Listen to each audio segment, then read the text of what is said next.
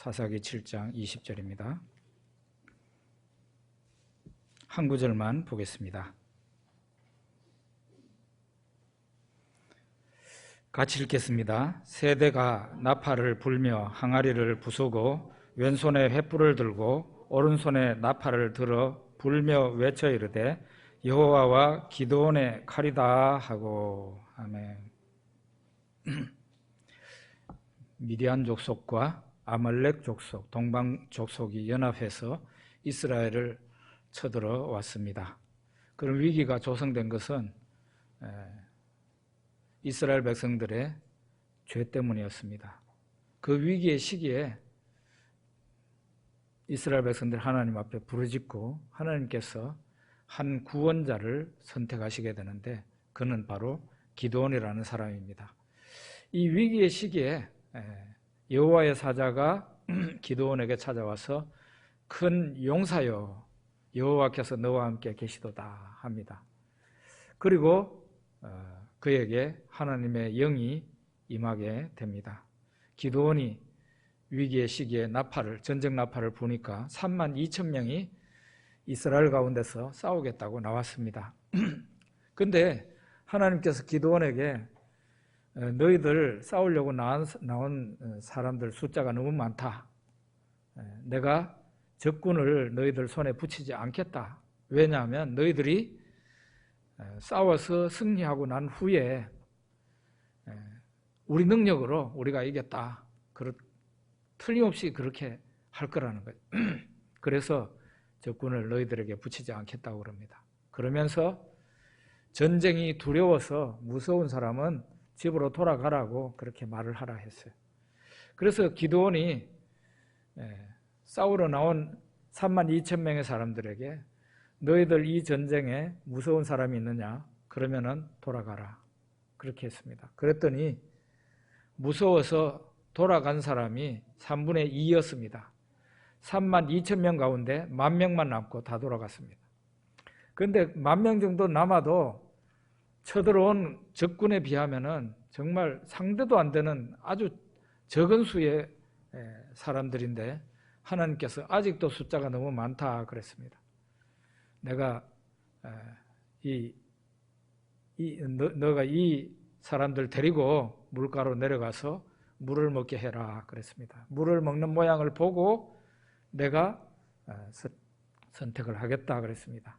그렇게 해서 물가로 데리고 가가지고 물을 먹으라 그러니까 대부분의 사람들은 말이나 소나 염소나 물을 먹듯이 이렇게 얼굴을 그냥 직접 물에다 대고 그렇게 물을 마셨어요. 그런데 극소수의 사람들이 무릎을 꿇고는 이렇게 손으로 물을 움켜가지고 그렇게 물을 먹었습니다. 손으로 물을 움켜서 먹은 사람이 300명이고 나머지는 다 직접 말이나 소처럼 그렇게 마셨어요. 하나님께서 이 300명만 남기고 나머지는 다 돌려보내라 그랬습니다. 이렇게 해가지고 300명만 남기고 나머지 다 돌아가고 기드온은 이 300명을 가지고 적군과 싸워야 했어요. 기드온의 목표는 뭡니까? 사람의 목표는 뭐겠어요? 이기는 게 목표예요. 왜냐하면 지면은 나도 죽고 함께한 사람들도 죽고 우리 민족도 죽고 나라도 죽고. 그러니까 나는 이기는 게 목표죠. 그런데 하나님은 그렇지 않습니다. 하나님의 목표는 하나님이 영광을 받으시는 것이 목표입니다. 이스라엘 사람들 안에서나 기드온과 300용사 안에서나 그리고 심지어는 패전한 그 적국의 사람들도 이 싸움은 이스라엘의 신 여호와 하나님이 이기게 하신 거다라고 그런 말이 나오게끔 하는 것이 하나님의 목표였습니다. 우리가 이런 부분을 생각하면은 우리가 어렵고 답답하고 힘든 일이 있을 때 하나님 앞에 기도하겠죠. 기도하면서 하나님께 영광을 돌릴 줄 아는 사람이 돼야 돼요. 우리가 정말 내 마음속은 내가 속이지 못하잖아요. 내 마음속에서 진심으로 하나님이 이 일을 하셨습니다 하고 고백할 수 있어야 되고, 사람들에게도 어중간하게 하나님이 내 기도를 들어주셨는지 일이 잘 됐다, 이런 식으로 말하면 안 돼요. 하나님이 도와주셨다고 말을 할 수 있어야죠. 자, 이렇게 해가지고 기드온은 300용사를 데리고 300명을 데리고 전쟁을 해야 될 상황이 되었습니다. 하나님께서 밤에 기드온에게 말을 했습니다. 적진으로 내려가거라. 내가 적들을 너의 손에 넘겨주었다 그랬습니다. 이렇게 되면 내려가면 되겠죠. 근데 뭐가 문제입니까?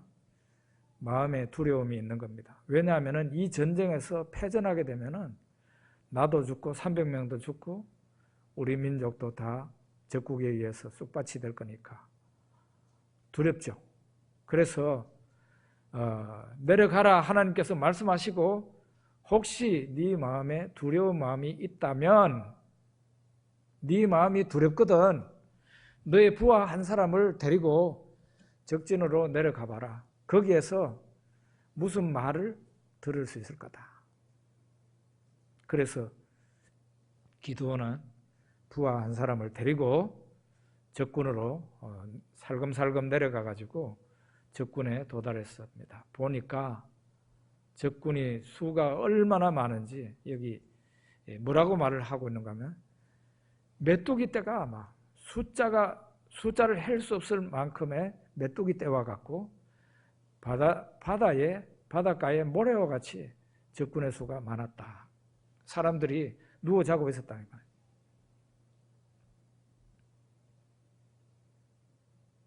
그런데 가까이 가니까 적군 둘이가 대화하는 게 들렸어요. 한 사람이 이런 말을 했어요. 그 동무한테, 내가 밤에 꿈을 꿨는데 참 희한한 꿈이라고. 이 보리떡 한 덩이가 미디안 진으로 굴러오더니만은 한 장막을 치더라는 거예요. 그런데 그 장막이, 보리떡 한 덩이가 굴러와서 치니까 장막이 부수어지더라는 거죠. 그런 꿈을 꿨다 그러니까 그 말을 들은 동무가 꿈을 해몽합니다. 이건 다른 게 아니고, 네가 꾼 꿈은 다른 게 아니고 이스라엘 사람 요아스의 아들 기드온의 칼이다.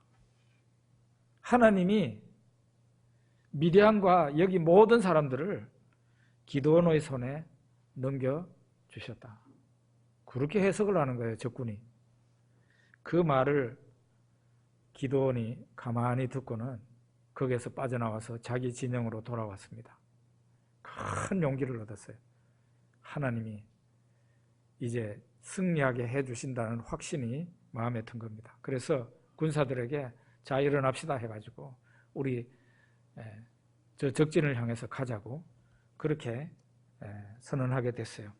여기서 보면은 얘기하려고 하는 게 뭔가 하면, 만일 네가 지금 현재 내려가서 적을 쳐도 되지만 혹시 두렵거든, 너 부하 한 사람 데리고 적진에 가서 거기서 어떤 사람의 말을 한번 들어봐라. 그렇게 하신 거예요. 이거는 뭔가 하면은 하나님께서 기드온의 눈높이로 하나님이 내려오셔서 자기 자신을 낮추셔서 기드온을 지금 상대하고 있는 거예요. 기드온의 믿음뿐만 아니고 우리 여기에 있는 사람들의 믿음이 100% 온전한 사람은 아무도 없습니다. 이 세상에서. 사람의 믿음은 어때요? 믿습니다 하지만은 불안정합니다. 오늘 믿음하고 내일 믿음하고도 틀리고요. 내가 믿습니다 하는데도 속으로는 그렇게 잘 안 믿어질 때가 많은 게 우리 인간이란 말이에요. 기드온이 바로 그런 상황이에요. 기드온이 양털을 가지고 이미 2번이나 하나님을 시험했죠. 그때는 언제인고 하면은 32,000명이 기드온과 함께 있을 때예요. 근데 그 32,000명 다 돌아가고 300명만 남았어요. 그러니까 상황이 바뀌어진 거 아닙니까? 32,000명 가지고 싸우면은 질 수밖에 없는데 300명만 남았으니까 기드온 마음에 두려움이 없었다고 하면 거짓말이죠. 있죠. 그래서 하나님께서 기드온의 그 두려워하는 마음을 아시고 그에게 너 두려우면 너 부하 한 사람 데리고 적진으로 내려가서 그 적들이 하는 말을 들어봐라. 그러면은 네가 믿음의 큰 용기를 얻게 될 거다. 그렇게 했어요. 하나님께서 이렇게 친히 자기 자신을 낮추어서 우리를 상대하세요. 문제는 우리가 솔직해야 돼요. 솔직해야 돼요. 믿음이 흔들리고 있는데 내 마음이 불안정한데 내 믿음이 지극히 어리고 적은데도 불구하고 아무 문제가 없는 것처럼 자꾸 지나가게 되면은 꼭 수학 문제를 제대로 안 풀리는 수학 문제를 두고 계속 지나가면 수포자가 되듯이 우리 신앙도 안 풀린 문제, 하나님께 대해서 안 믿어지는 문제를 이걸 풀지를 않고 계속 지나가면은 나중에 가가지고 형식적인 신앙인이 되고 만다니까요. 무늬만 기독교인이 되고 마는 거예요. 실제 살아있는 신앙인이 되지를 못하는 거죠. 하나님께서는 여러분과 저의 믿음의 높이로 다가오셔서 기드온에게만 도움을 주신 게 아니라 여러분과 저에게도 믿음을 북돋아 주시는 거예요. 그 하나님을 믿으십시오. 이렇게 해서 기드온이 밤에 은밀히 적진에 가서 들은 말이 그걸 얘기를 좀 해보려고 그래요. 보리떡 한 덩이가 미디안 진영으로 굴러오더니 한 장막을 치니까 장막이 쓰러져 버리더라 하는 그 말이에요. 보리떡 한 덩이라는 얘기를 했어요. 적군이 한 말이에요. 이게 참 재미있는 말이에요. 이스라엘 나라를 치러 온 그 미디안 사람들의 사고방식, 그들의 안목을 여기서 보여주는 거예요. 비록 그가 꾼 꿈이지만 말이에요. 그게 뭡니까? 기드온이 그들의 눈에는 어떻게 보인 겁니까? 보리떡 한 덩이로 보인 거죠. 기드온이. 보리떡이라는 것은 먹는 거죠. 근데 이게 보리떡이 2덩이도 아니고 3덩이도 아니고 보리떡이 딱 한 덩이예요. 그건 뭔가 하면은 한 입으로 먹고 끝나는 그런 것이 보리떡 한 덩이지 않습니까? 그럼 미디안 군사의 눈에 그 마음에는 기드온과 그 300용사 이스라엘 사람들이 그냥 보리떡 한 개 정도로 보인 거예요. 지극히 미천하고 약하고 시시하고, 그래서 상대해볼 가치도 없는 한 입으로 그냥 꿀떡 삼키면 끝나버리는 그런 존재로 보인 겁니다. 그런데 어떻습니까? 하나님께서는 보리떡 한 덩이 같은 기드온을 통해서 그 바다에 수많은 모래같이 많고 메뚜기 떼와 같이 많은 그 미디안과 아말렉과 동방족속을 쓸어버리죠. 이런 역사가 그 기드온과 그 이야기에만 있는 게 아니라 성경 이야기에 수두룩빽빽합니다.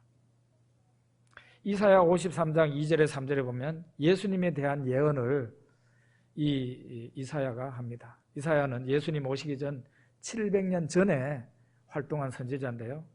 그의 입으로 이렇게 예언을 했어요. 그는 연한 순처럼 마른 땅에서 나온 줄기처럼 주 앞에서 자랐으니 그에게는 풍채나 위엄이 없고 우리의 시선을 끌만한 매력이나 아름다움도 없다.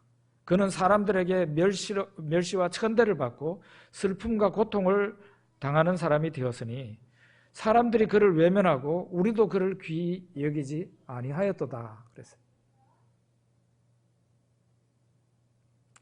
예수님을 예언하는데 연한 순 같다. 연한 순. 어떤 건지 아시죠? 마른 땅에서 나온 줄기 같다. 가뭄이 바짝 든 메마른 대지에서 올라온 그 풀에서 나온 줄기, 나무의 줄기 보셨나요? 벨벨 털어져 가지고 그냥 금방이라도 죽을 것 같이 보이는 예수님의 모습이 그렇게 그려진 거예요. 예수님의 풍채나 위엄이 없고 우리의 시선을 끌만한 매력이나 아름다움도 없는 사람이라고 예수님에 대해서 예언을 했어요. 그래서 사람들이 예수님을 볼 때 멸시하고 천대하고 그렇게 했고 예수님은 슬픔과 고통을 당했다라고 했어요. 정말로 예수님은 십자가에서 피를 철철 흘리면서 아주 비참한 모습으로 절규를 하면서 엘리 엘리 라마 사박다니 나의 하나님 나의 하나님 어찌하여 나를 버리셨나이까 하면서 죽었습니다. 이 예수님이 인류의 구원자라고 누구가 생각을 하겠습니까? 하나님이 베들레헴 마구간에 태어나시고 하나님이 이렇게 이 세상에 오신 하나님이 이렇게 처참한 모습으로 보리떡 한 개와 같은 모습으로 살다가 죽은 거예요. 그 보리떡 한 개와 같은 예수님이 인류의 구원자가 되셨어요. 그걸 먼저 보여주는 사람이 기드온이에요. 하나님께서 예수님을 높여서 부활하고 승천하게 하시고 하나님 보좌 우편에서 만왕의 왕 만주의 주로 교회와 이 세상과 오는 세상을 다스리게 한 겁니다. 사람들이 예수님을 볼 때, 교회와 신자를 볼 때 이 세상 사람들 눈에 어떻게 보일까요?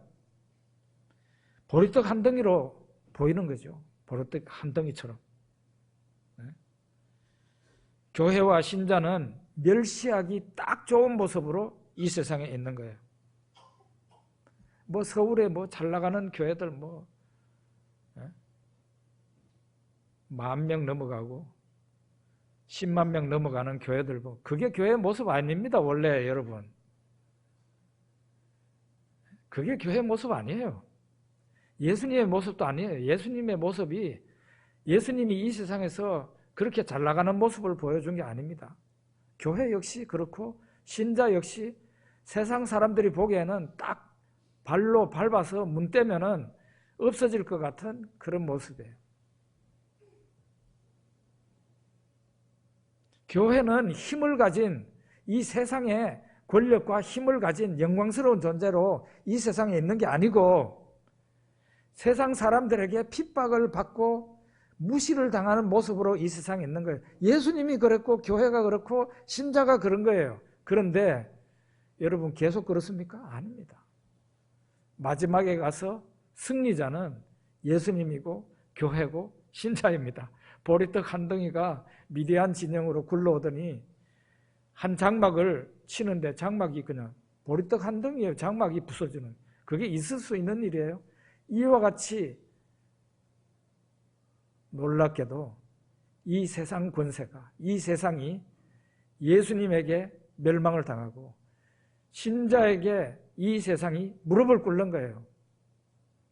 여러분들이 때로는 핍박을 받고 이 세상 환경과 어려움 때문에 여러분들이 기가 질려서 그냥 기가 눌려서 죽을 것 같은 그런 상황에 절대로 여러분들이 주님을 의지하면은 여러분들이 절대로 실패하지 않아요. 세상 권세, 세상의 환난, 여러분들이 지금 당하고 있는 환경, 질병, 여러분들이 충분히 주의 이름으로 이기고 승리할 수 있는 그런 것들이에요. 아멘. 꼭 승리하십시오. 그래서 보란듯이 사람들에게 예수님 자랑하시라고. 꼭 승리하셔서 과연 우리 예수님 나로 하여금 승리하게 하셨다고 그렇게 말할 수 있어야 돼요. 세상 권세가, 세상 나라가 신자를 발로 밟을 것 같이 보이잖아요. 절대로 밟지 못합니다.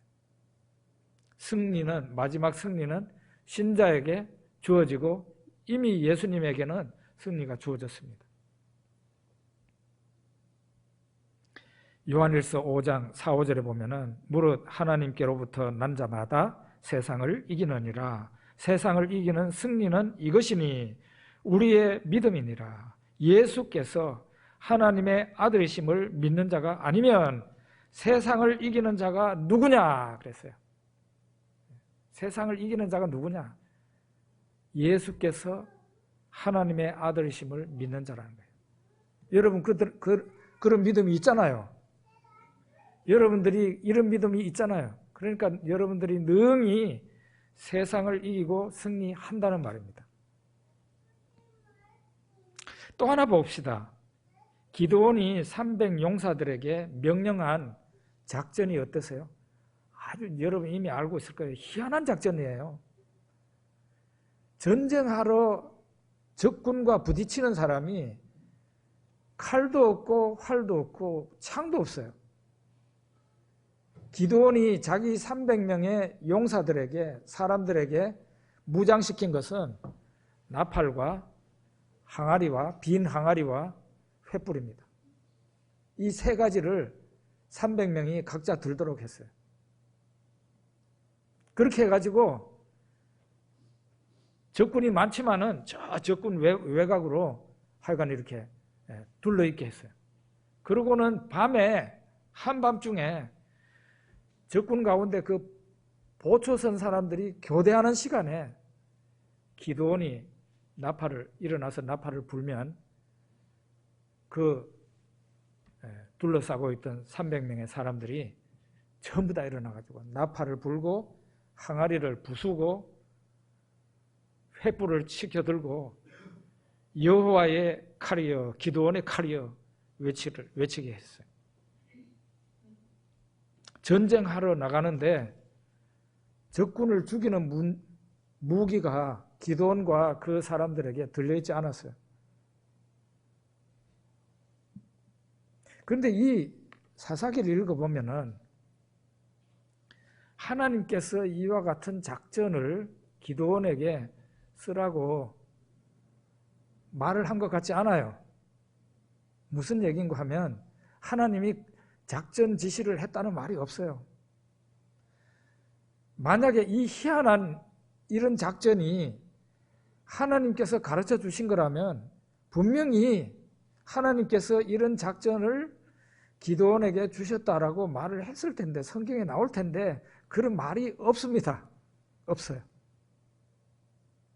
그냥 기드온이 자기 그 300명의 사람들에게 이런 지시를 하는 거예요. 이 말은 뭔가 하면은 기드온이 나팔과 항아리와 횃불을 준비하고서 나간 그것이 하나님이 직접 지시한 작전이 아니고 기드온의 지혜에서 나온 그런 작전이었다. 그 기드온이 그렇게 기발난 지혜를 어떻게 해서 가지게 됐을까요? 하나님께서 주신 지혜죠. 하나님께서 그에게 주신 지혜예요. 전쟁도 그렇고 이 세상 살이도 그렇습니다. 남들이 다 하는 방식으로 살아가면 그거는 상식인 건데 상식대로 살아가면요 그 사람 성공하기가 참 힘듭니다. 전쟁에서도 그렇고 적군이 예상하지 못하는 방법으로 나갈 때 승리할 수 있어요. 세상에서 성공한 사람들 보면은 대부분이 다 기발난 생각이 떠올라서 그 사람이 성공하게 돼요. 특별히 과학자들이 그렇습니다. 세상에서 성공하는 거 보면은 아주 간단해요. 지혜로운 사람이 성공합니다. 지혜로운 사람. 공부를 많이 하지 않더라도 지혜로운 사람이 성공해요. 그리고 공부를 많이 하고 학력을 많이 쌓으면은 지혜로울 가능성도 있을 것 같지만 의외로 공부를 아주 많이 한 사람 가운데 학력은 높으나 지혜는 별로 없는 사람 수두룩 빽빽합니다. 그래서 그 공부 많이 한 것 가지고 남의 밑에 가가지고 종살이를 하다가 끝나는 거예요. 지혜로운 사람 밑에 들어가는 거죠. 장사에서 성공한 사람들 보십시오. 사업에서 성공한 사람들 보십시오.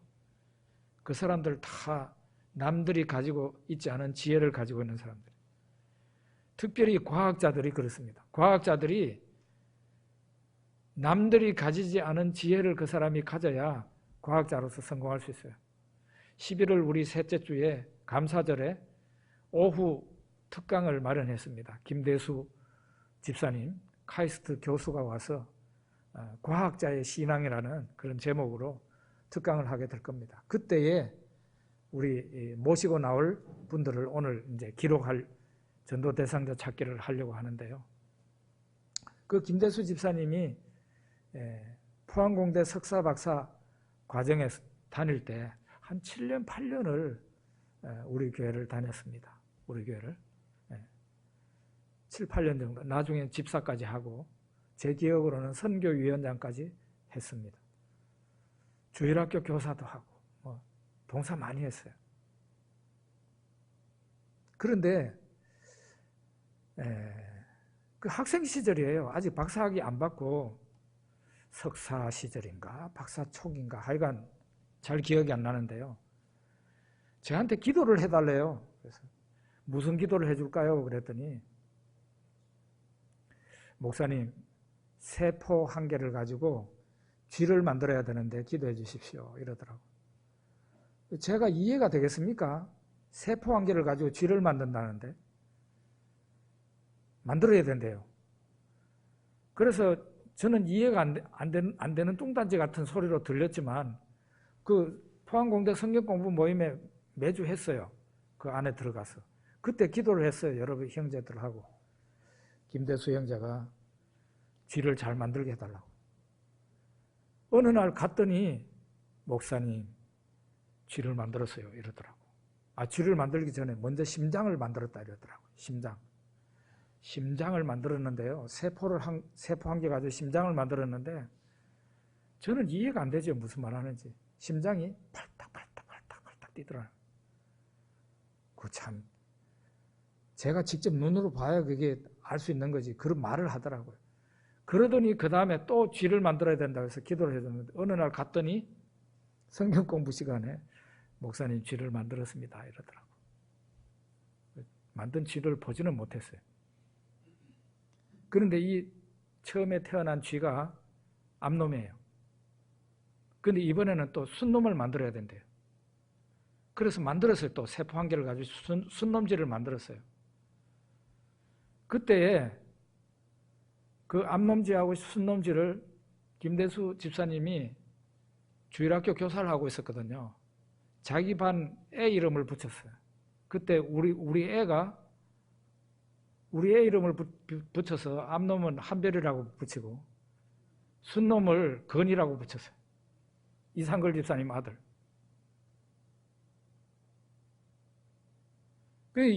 김대수 집사님이 그 다음에 또 기도를 해달라고 뭔가 하면은 이 쥐를 결혼을 시켜야 된대. 그래서 자식을 낳아야 된대. 자기가 두 마리 다 만든 쥐인데 이 만든 쥐를 결혼시켜서 자식을 낳도록 해야 된대.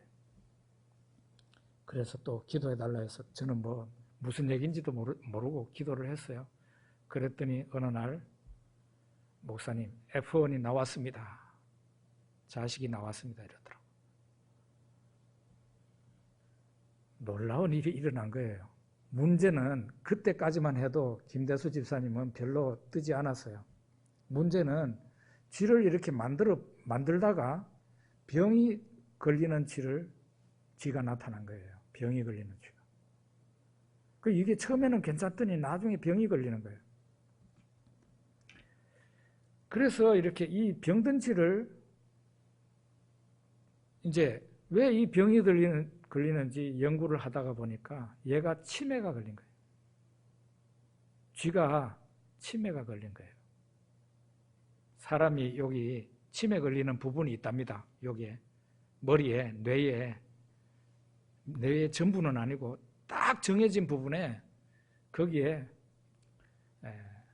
독성 이 단백질, 독성 단백질이 여기에 딱 뭉치면은 치매가 생긴대요. 그러더라고요, 저한테. 집사님이 그래가지고 나중에 치매 쥐를 발명했습니다.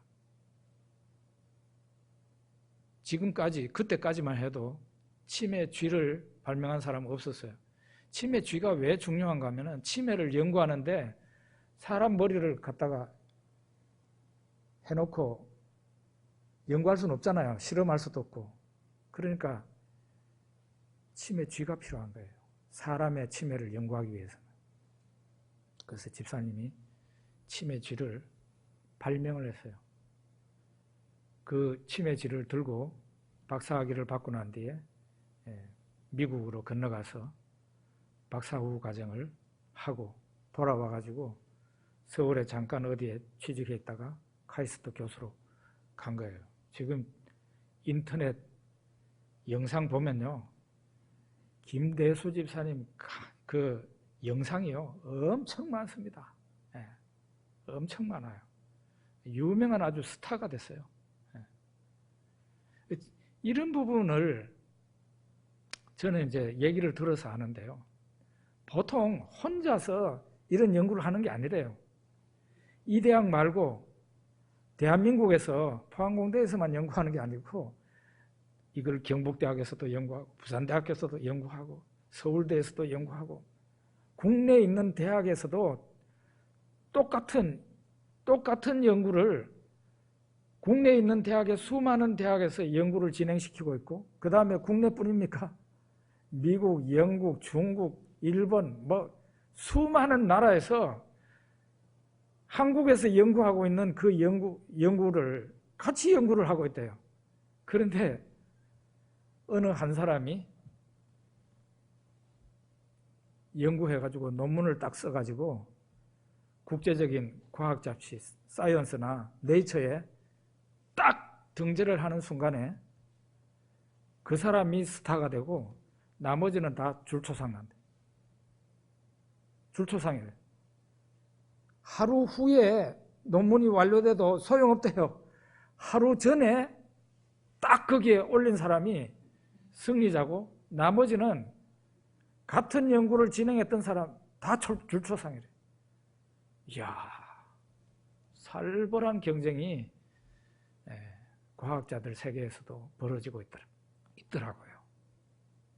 그때에 하나님께서 지혜를 주시면 그 일이 우리 인간이 볼 때는 우연인 것 같지만 우연이 아니라 하나님께서 주시는 지혜로 일이 되는 거죠.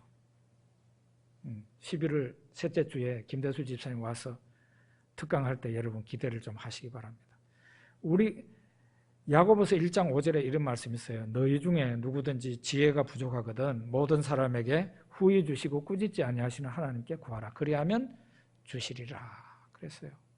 사업가도 과학자도 신앙인도 학생도 하나님께서 주시는 지혜가 필요해요. 이 세상의 지혜가 아니라 하나님께서 주시는 지혜가 필요하다. 그 지혜를 받기 위해서 우리가 기도할 수 있는데 그런 기도를 하는 사람을 하나님께서 꾸짖지 않고 후하게 그 기도에 응답해 주신다 그랬어요.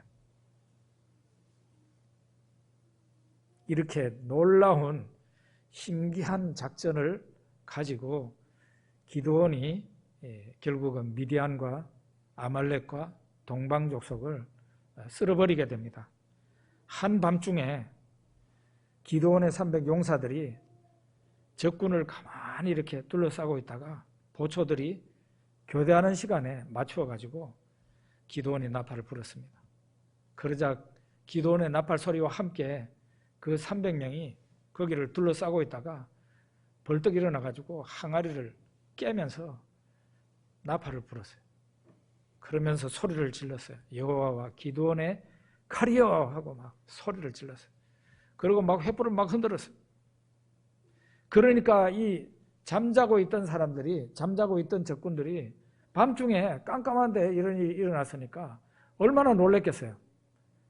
그러니까 막 너무 당황해가지고 옆에 있는 사람들끼리 막 서로 싸우고 서로 죽이고 그렇게 아주 대부분의 사람들이 다 죽고는 일부 사람들이 도망을 침으로써 그 전쟁이 기드온의 대승으로 끝이 난 겁니다. 여호와의 사자가 기드온에게 나타나서 말씀하실 때는 기드온이 큰 용사가 될 것 같지 않았어요. 포도주 틀에서 숨어가지고 미디안 사람이 두려워서 숨어서 타작하고 있는 그런 겁쟁이 모습이에요. 근데 여호와의 사자가 나타나서 큰 용사여 여호와께서 너와 함께 계시도다 했더니 정말로 하나님이 여호와 하나님이 기드온과 함께 계셔 주시니까 기드온이 어느덧 큰 용사가 된 겁니다.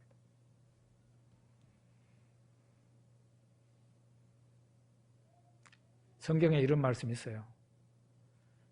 구약 성경의 기록이 왜 옛날 하나님의 역사를 기록해 놨느냐? 그거는 말세를 만난 우리들에게 하나님이 교훈하시려고 그 과거에 하나님이 일하셨던 그 일을 기록해 놨다는 거예요.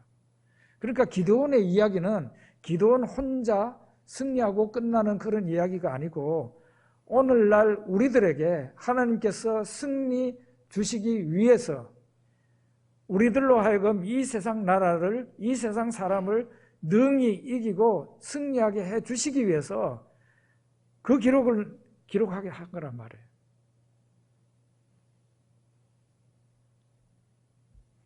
어떤 자유주의 신학자들은 성경에 그 출애굽 때 홍해를 하나님께서 가르시고 지나간 그거를 신화라 그러고 홍해를 가른 게 아니고 그냥 갈대숲을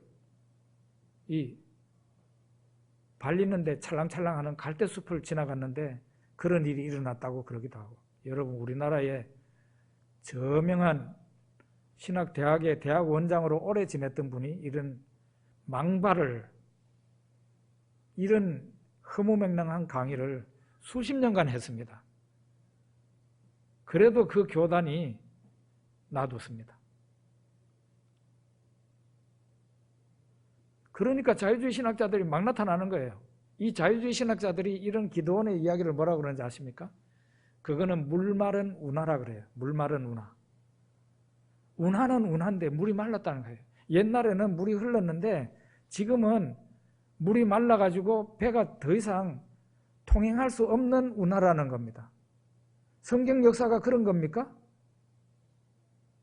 성경에 이런 기드온의 이야기가 물마른 운하예요. 그렇게 믿고 생각하는 사람에게는 물마른 운하가 될 수밖에 없어요. 그가 하나님께 뭘 기대하겠어요? 기드온에게 하신 그 놀라운 일은 과거로 끝났다는 거죠. 그러면 그런 사람에게 하나님께서 무슨 일을 하겠어요? 이 믿음이 없는 자들에게. 그런데 우리는 그렇게 믿지 않습니다. 기드온의 이야기는 물마른 운하가 아니고 여전히 지금도 물이 찰랑찰랑하게 배들이 자유롭게 다니는 그런 운하라는 거죠.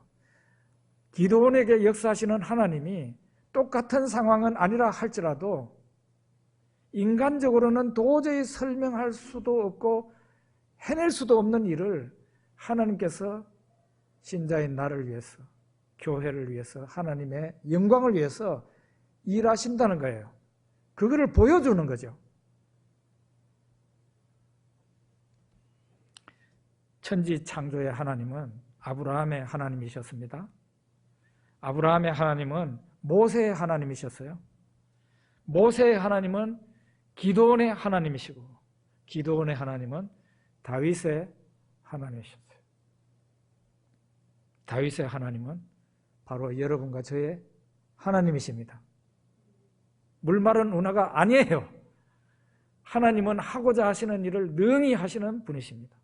믿고 기도하고 행하는 사람에게는 오늘날 얼마든지 사람이 도저히 상상할 수도 없는, 사람이 만들어낼 수 없는 희한하고 놀라운 일을 하나님께서 능히 하신다는 거예요. 우리가 그것을 믿기 때문에 하나님을 구원자로 인정하고 예수님을 구원자로 인정하고 우리가 기도를 하지 않습니까? 왜 기도해요? 왜 기도해요? 왜 기도합니까? 하나님은 인간적으로 도저히 할 수 없는 끔찍한 일도 하나님께서는 확 돌려서 우리로 하여금 승리자가 되게 해주신다는 것을 믿기 때문에 기도하는 거 아니겠습니까? 우리 성도님들이 지금 어떤 일을 당하고 있는지 저는 목사로서 대부분 다 압니다. 여러분들을 위해서 기도하고 있고요. 하나님의 놀라운 은혜의 역사가 기도원에게만 일어난 게 아니라 여러분들에게도 일어난다는 것을 여러분들이 꼭 기도해서 보여주시기 바랍니다. 기도하겠습니다.